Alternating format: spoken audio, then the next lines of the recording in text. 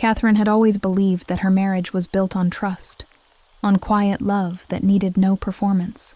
For years, she and James had lived what looked like a perfect life, a house wrapped in vines, laughter that floated through the windows in summer, weekend dinners with family who adored them both. James was charming and kind in the way people dream of when they speak about husbands. He touched her back lightly when they walked through doors. He remembered to bring her tea when she worked late. He called her my heart, like it was the most natural word in the world. Everyone thought they were the model couple, and for a long time, Catherine believed it too. But perfection has a way of hiding cracks, and once you notice one, you can't stop seeing them. It started when her sister Charine began visiting too often. She'd always been a little too comfortable around James, teasing him, laughing at his jokes, leaning close when she didn't need to. Catherine tried not to see anything strange in it.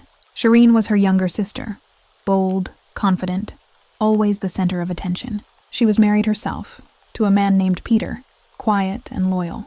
But lately, Charine had grown distant from him, and she had started calling James for small things, asking for help with her car, advice about her bills, excuses that made no sense. Catherine noticed James was distracted. He started working late, keeping his phone face down on the counter. Sometimes he would step outside to take a call, and his voice would lower, soft and careful. One night when he came home, his shirt smelled faintly of perfume that wasn't hers. She told herself she was imagining it. Love, after all, is full of small lies. We tell ourselves to stay safe. Weeks passed. Then one evening, while cleaning, Catherine found a message on James's tablet. It wasn't explicit, but it was enough. I can't stop thinking about last night. She stared at it, the words burning into her skin. The sender was labeled only as C. Her hands trembled, but her mind went still. She deleted nothing, said nothing. Instead, she decided to know everything.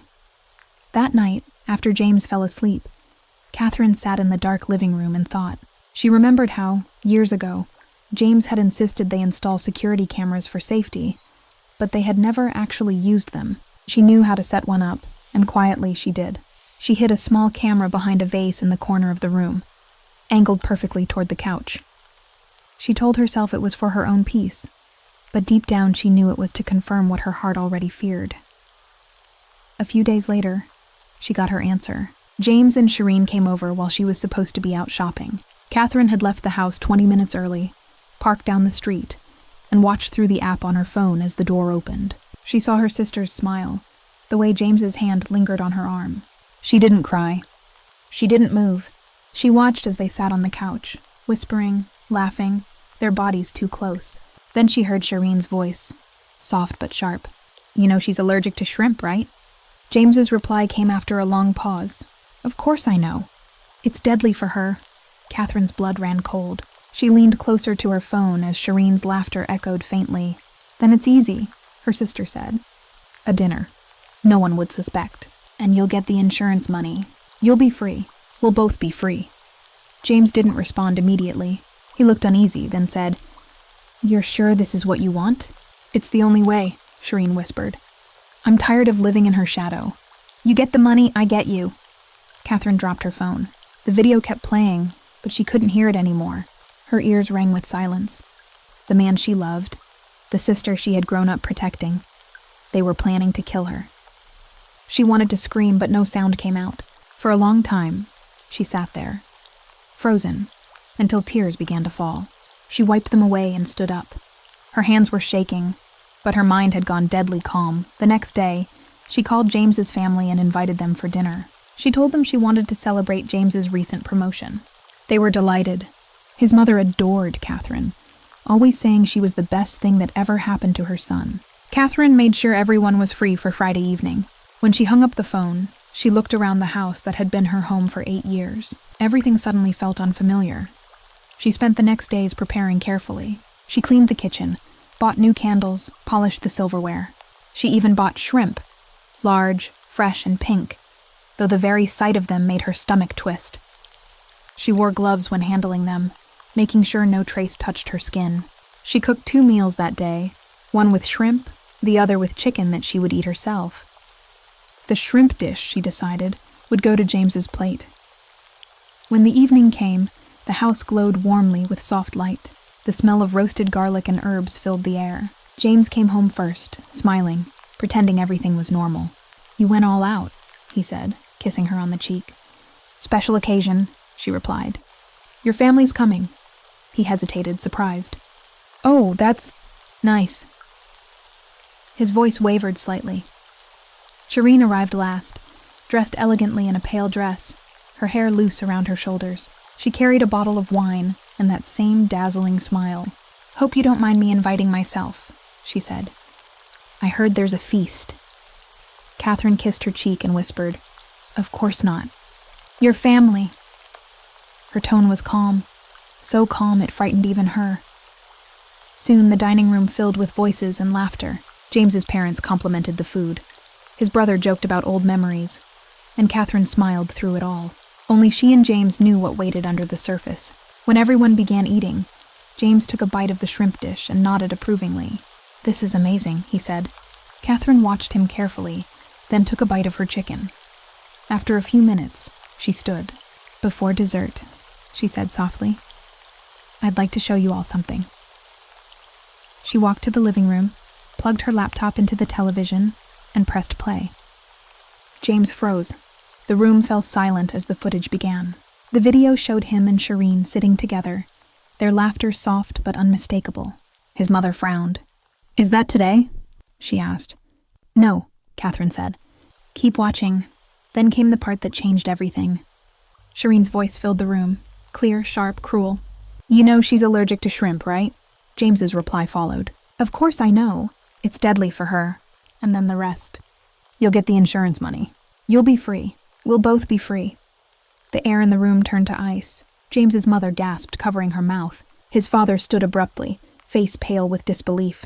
James stammered, "This isn't what it looks like." But his voice broke. Charine tried to speak, but the words tangled in her throat. "It was a joke," she cried. "We weren't serious." Catherine looked at her, eyes burning. "A joke?" she whispered. "You plotted to kill me, Charine. With my own allergy. With shrimp." The silence that followed was unbearable. James's father reached for his phone and called the police. "They need to come now," he said firmly. James sank into his chair, his face gray. "Catherine," he began, but she held up a hand. "No," she said. "Don't say my name. You lost the right." When the police arrived, they watched the video, took statements, and handcuffed both James and Charine. James begged his family to believe him, but they turned away. His mother wept silently, repeating, "How could you do this?" Catherine stood by the door, her hands steady, watching as the two people who had once been her world were led out of the house. When the door closed, the silence that followed was the loudest she had ever heard. One of the officers asked if she needed medical help or someone to stay with her. She shook her head. "No," she said quietly. "I'm fine." But inside, she was hollow. After they left, she walked into the kitchen. The dishes were still on the table. The candles burned low. She sat down and stared at the untouched plates. Her body trembled once, twice, then the sobs came. Deep, shaking sobs that tore through her chest. She cried until she could barely breathe, until her tears ran dry. Over the next few days, the world moved around her like a dream. Police interviews, statements, calls from lawyers, questions from reporters who had heard rumors. James and Charine were charged with attempted murder and conspiracy. The insurance company confirmed the policy James had taken out on her life just 2 months earlier. Everything was there, in writing. His motive, his plan, his downfall. James's family visited her often in the weeks that followed. His mother brought food she didn't eat. His father offered to help with the legal process. "You saved yourself," his mother told her once, holding her hands tightly. "You saved all of us." We never knew what he had become. Catherine didn't answer. She didn't know what to say. At night, she replayed everything in her head. The laughter, the whispers, the smell of shrimp cooking. She couldn't sleep in their bed anymore. She moved into the guest room, the one that still smelled faintly of lavender and clean linen. She started therapy just to find words again. "You've experienced betrayal on multiple levels," the therapist told her. The mind takes time to heal from that. She began writing every morning. Small notes at first. Memories, feelings, pieces of herself she didn't want to lose. She wrote about the moment she pressed play, about the look on James's face when the truth played out for everyone to see. She wrote about how even in the darkest moment, she felt strangely alive, as if she had finally woken up.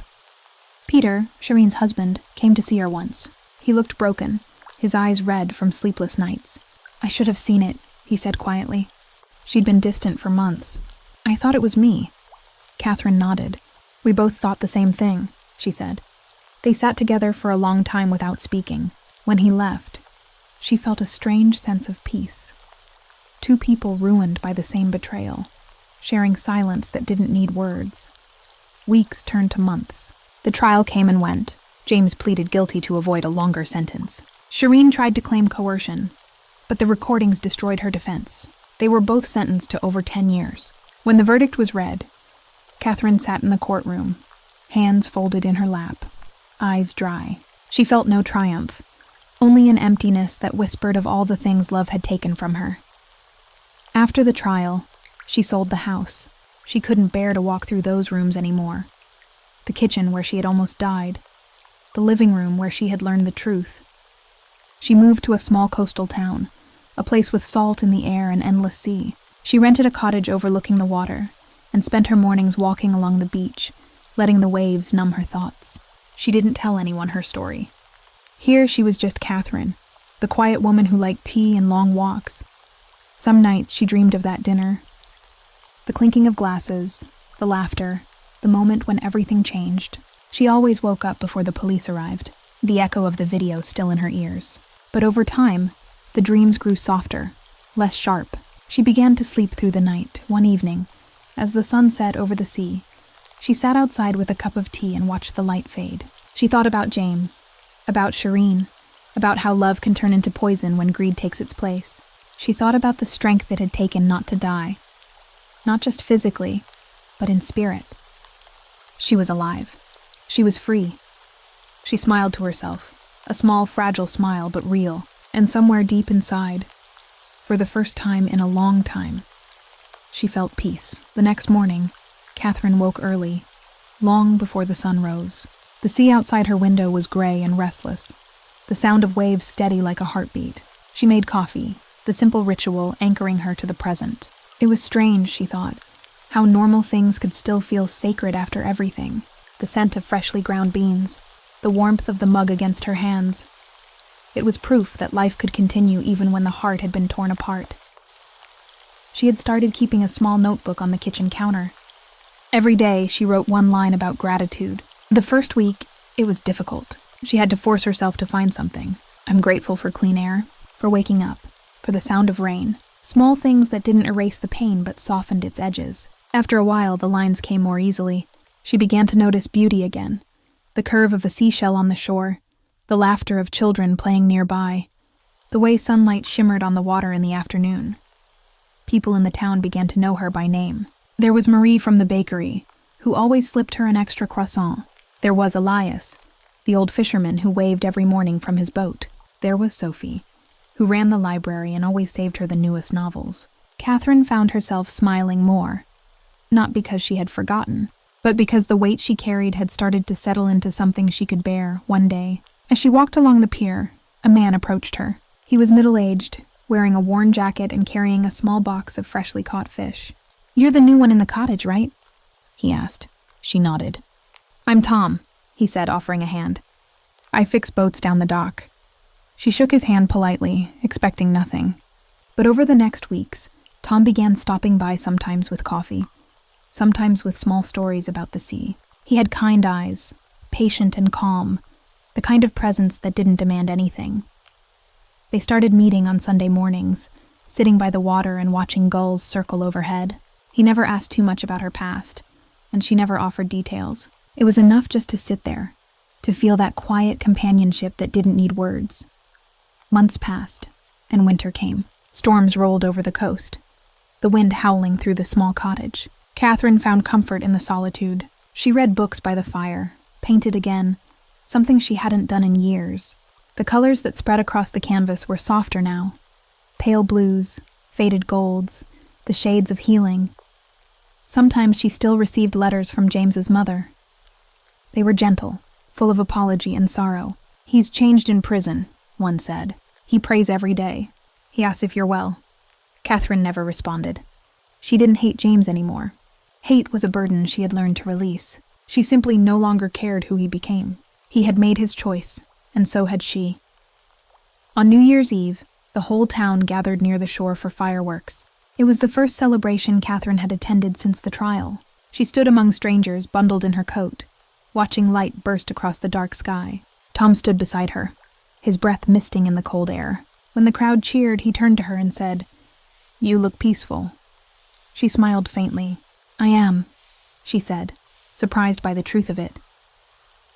Later that night, when she returned home, she sat by the window and watched the last sparks fade over the water. She thought of her old life, the house, the lies, the night she had pressed play. She didn't see it as tragedy anymore. It was the night she had survived. It was the moment she had taken her life back. Spring arrived slowly, bringing soft rain and new growth. Catherine started volunteering at the local shelter, helping women who had escaped abusive homes. She didn't tell them her story, but they saw something in her eyes that made them trust her. She listened more than she spoke, offered tea, warmth, and small words of hope. One afternoon, a woman younger than her broke down crying, saying she felt worthless. Catherine knelt beside her and said softly, "You're still here. That means you've already won the hardest battle." The woman nodded, tears streaking her cheeks, and Catherine felt something inside her settle. Maybe, she thought, this was what she was meant to do, to turn her pain into something that could help others heal. That summer, she received a letter from the state correctional facility. It was from Charine. She stared at the envelope for hours before opening it. The handwriting was shaky, unfamiliar. "Dear Catherine," it began, "I know I don't deserve forgiveness. I don't even deserve for you to read this. I think about what we did every day. I can't sleep at night. I see your face. I wish I could take it back. Please believe that I loved you once, even if I destroyed everything. I'm sorry." Catherine folded the letter carefully and placed it in a drawer. She didn't know if she could forgive her sister, but she no longer wanted revenge. That part of her life had ended. She whispered, "Goodbye, Charine," to the empty room, and for the first time, the name didn't sting. One afternoon in late June, Tom asked her to join him on his boat. She hesitated. She'd never been far out to sea before. But he smiled and said, "You'll like it. It's quiet out there." She agreed. They set sail early, the horizon wide and shimmering. As the shore faded, she felt something loosen inside her, a thread snapping free. Tom pointed to the endless water. "Out here," he said, "everything that hurts starts to look smaller." She nodded. She could see it, the vastness swallowing the past, making it distant. They stopped the boat near a small island, uninhabited and green. They ate lunch on the deck, and Tom told her about losing his wife years ago, how grief had almost drowned him until he found peace in routine, in tides, in helping others. "You remind me of her sometimes," he said gently. "Not because you look alike, because you survived." His words stayed with her. That evening, when she returned home, she stood in front of the mirror. She didn't see the woman who had once been betrayed, poisoned, or broken. She saw someone else entirely. Someone who had walked through fire and come out whole. In the months that followed, her life found new rhythm. She painted, she cooked, she laughed. She even started writing a memoir, not about what had been done to her, but about how she had found herself again. It began with the line, "I was supposed to die that night, but instead, I learned how to live." As autumn arrived, she received another letter, this one from the lawyer handling James's final appeals. "He wishes to see you before he is transferred to another facility." She stared at it for a long time, unsure. Curiosity whispered to her, but so did fear. After several sleepless nights, she decided to go. Not for him, but for herself, to close the last open door. The prison was cold, the walls gray and humming with silence. When James walked into the visitor's room, he looked smaller, thinner, his eyes hollow. "You came," he said, almost in disbelief. "I didn't think you would." She sat across from him, folding her hands on the table. "I'm not here for you," she said. "I'm here for me." He nodded slowly, tears forming in his eyes. "I know nothing I say can fix it. I don't expect you to forgive me." She looked at him for a long time. "You're right. I won't. But I hope you find peace anyway." She stood, and before walking out, she added, "I hope you never forget what love should have been." Outside, the sky was heavy with rain. She breathed deeply, feeling the weight of closure settle over her. She had looked her past in the eyes and walked away unscathed. Winter came again, soft and slow. Catherine spent Christmas with a few close friends from the town. They cooked together, shared stories, laughed by the fire. Tom gave her a small gift, a silver pendant shaped like a wave. "For strength," he said. She smiled, touched by the gesture. Later that night, she wrote another line in her notebook. "Forgiveness isn't forgetting. It's refusing to let the pain own you." The new year passed quietly. Catherine began teaching art classes at the community center, mostly for women and children. She loved watching them lose themselves in colors and shapes, the same way she once had. One little girl painted a sunrise and asked, "Do you think people can start over?" Catherine smiled. "Every single day," she said. In the evenings, she and Tom often walked along the beach. They didn't talk about the past. They didn't need to.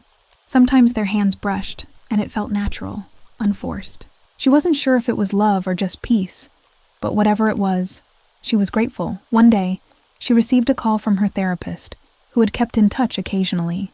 "How are you truly?" the woman asked. Catherine thought about it and said, "I'm finally living." Years later, when she looked back, the night of the dinner no longer haunted her. It felt like a distant storm she had sailed through. Her life had been rewritten, not by revenge or fear, but by resilience.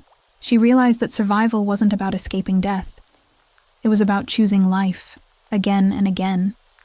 No matter how many times it tried to slip away, she spent her days surrounded by light and quiet, by the scent of paint and the hum of waves. Sometimes as she walked along the shore, she whispered to the wind, "I made it." And the sea, endless and forgiving, whispered back. Years slipped by the way. Soft sand slips between fingers, without noise, without clear edges. The small coastal town became home in ways Catherine had never expected. She had planted a garden behind her cottage, herbs and small flowers that thrived in the salt air. Every spring she waited for the first blooms, and every time they came it felt like a quiet promise kept. People came and went, but she stayed, a steady figure who greeted neighbors with a calm smile and carried kindness in her pockets like small stones. Tom had become a constant in her life. He never pushed, never asked for things she wasn't ready to give. Their friendship was easy, unhurried. Sometimes he joined her for dinner. Sometimes they sat outside watching the horizon disappear into dusk. They talked about ordinary things, the weather, the town's gossip, the boat repairs he was always halfway through. But sometimes, in the pauses, there was something more, a kind of unspoken connection built on shared stillness.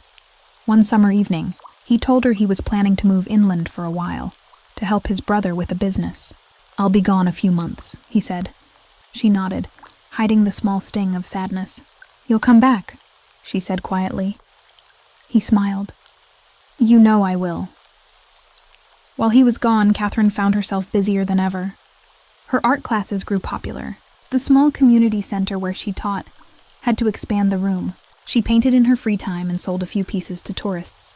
One of her paintings, a calm sea under a pale sunrise, won a small regional award. The judge who presented it said, "There's peace in this work, the kind that only comes from someone who's been through storms." She smiled, but said nothing. Sometimes she still thought of her sister. She learned through a letter from a lawyer that Charine had been released early on good behavior. She didn't know where she lived now, and she didn't want to. The past felt sealed away like an old book you don't need to reopen to remember what's inside. But one day a small envelope arrived without a return address. Inside was a single photograph, 2 girls barefoot and laughing by a lake. Her and Charine, years before the world had grown sharp. On the back, in faint handwriting, were the words, "I hope you found the peace I never did." Catherine stared at it for a long time, then placed it in the same drawer where the first apology letter rested. She whispered a small prayer for her sister, then let her go once and for all. Tom returned that autumn, tanned and smiling. He brought her a carved wooden shell as a gift. "Reminded me of you," he said. She held it to her heart and said softly, "Thank you." They fell back into their rhythm easily. Sometimes people in town assumed they were a couple, and neither of them bothered to correct it. There was a kind of love between them, one not born of passion but of presence, the quiet loyalty that comes after both people have already known loss. Years later, when Catherine turned 60, her friends organized a small exhibition of her paintings in the library. Each canvas told part of her journey: stormy seas, breaking light, still horizons. She stood among them that night, surrounded by warmth and laughter, and felt a deep, humbling gratitude. One woman who had just moved to the town approached her and said, "These make me feel calm, like everything hard eventually softens." Catherine smiled. "That's what I hope they do," she said. After the exhibition, Tom drove her home. The night was clear.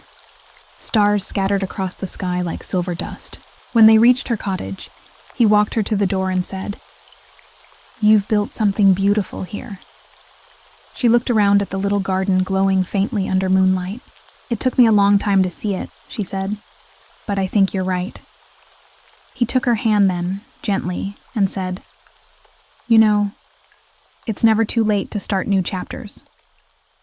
She smiled at him, that quiet, knowing smile she'd carried all her life. "Maybe this is one of them," she said. They began spending more time together. Small things at first. Breakfast on Sundays, walking to the market, cooking dinner side by side. One evening, he brought over an old record player, and they danced slowly in her living room to songs neither of them remembered the words to. She felt safe. Not in the way she once mistook safety for love, but in the way two people can share silence without fear. As the years moved on, her hair turned silver. Her eyes softened with time. Sometimes she would sit by the sea and think about the woman she used to be, the one who lived in a house full of lies, the one who thought love was something you had to earn by being perfect. She wanted to tell that younger self that she didn't need to be perfect, that survival itself was enough, that one day she would stand in sunlight and breathe freely again. She never remarried, but she and Tom remained inseparable companions until the end of his days. When he passed away quietly one winter night, she found a note in his workshop that said, "Thank you for teaching me peace again." She cried softly when she read it, but it wasn't the same kind of crying she'd known before. It was grateful, gentle, full of memory. She buried his note in the garden beside the flowers they had planted together. After that, her world grew quieter, but not lonely. She filled her days with art, teaching, and tending to her garden. Sometimes young women who had attended her classes years ago came back to visit, bringing children of their own. They would tell her how painting had helped them through hard times, and she would listen, smiling, proud. One day, while cleaning a drawer, she came across her old journal, the one she had started after the betrayal. She opened it and read the early entries, lines trembling with pain, confusion, disbelief. She turned the pages slowly, watching how her handwriting grew steadier, how her words became filled with gratitude, even joy. Near the end, one line stood alone.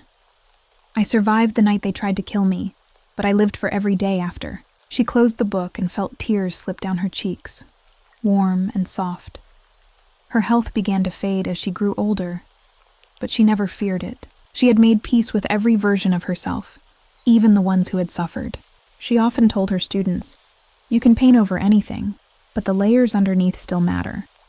They make the color deeper." They didn't always understand, but one day they would. When she turned 80, her friends and former students threw her a small celebration. There was laughter, stories, candles. She didn't like being the center of attention, but that night she let herself enjoy it. As they sang for her, she looked around the room, faces she loved, lives she had touched, and she felt a fullness that words couldn't describe. After the guests left, she sat outside, wrapped in a blanket, watching the sea under the moonlight. She whispered, "Thank you." Not to anyone in particular, just to life itself. Years later, when she passed away peacefully in her sleep, the people of the town gathered in the small church by the coast. The wind outside carried the scent of the sea, and sunlight streamed through stained glass, painting colors across the floor. Marie from the bakery spoke softly about Catherine's kindness. Sophie from the library read a passage from one of her letters, and one of her former students placed a painting by her coffin, a calm sea under a pale sunrise. In her will, Catherine had left a note to be read aloud. It was short, written in the same careful hand that had once filled journals with pain and healing. To those who knew me, thank you for being part of my quiet miracle. To those who hurt me, I forgive you. To those who come after me, remember this. Peace is not found by avoiding storms, but by learning how to stand through them. After the ceremony, the townspeople walked together to the cliffs overlooking the sea. They scattered her ashes into the wind, and as the waves carried them away, the horizon glowed gold. It felt as if the world itself was saying goodbye. Years passed, and her cottage became a small retreat for local artists. On the kitchen counter, her notebook still lay open to that final line about living beyond the night she should have died. Visitors sometimes stopped to read it, tracing the faint letters with their fingers, not knowing the full story, but feeling its weight all the same. Her garden still bloomed every spring, and the sea still sang below the cliffs. Some evenings, when the wind moved just right, people swore they could hear soft humming near the shore. A woman's voice carried by the tide, calm and eternal. Maybe it was just the sea, or maybe it was Catherine. Still watching over the place that had given her back her life, the town carried her memory quietly, not as a tragedy but as a legend of strength. Children who grew up there were told, that was the woman who survived and made the world beautiful again. And each time someone said her name, it was not with sorrow but with reverence, because in the end, Catherine's story was not about betrayal or death or even revenge. It was about survival. It was about a heart that refused to die even when poisoned, a spirit that rebuilt itself from ashes. It was about the courage to face darkness and still choose light. And somewhere beyond the waves, beyond time itself, that light kept burning, soft, steady, and endless.